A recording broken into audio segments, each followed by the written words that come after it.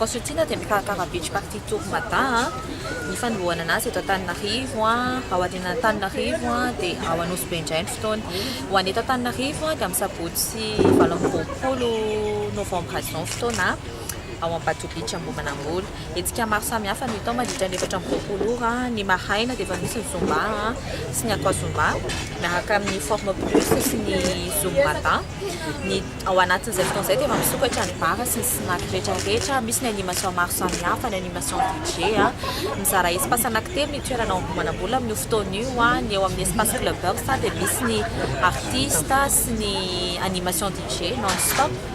Ny any amin'ny chalet d'or dia misy ny cabaret miaraka amin'ny Samuel ao aoriana Samuel dia misy ny 60 show aoriana 60 show dia mivadika ambiance karaoké.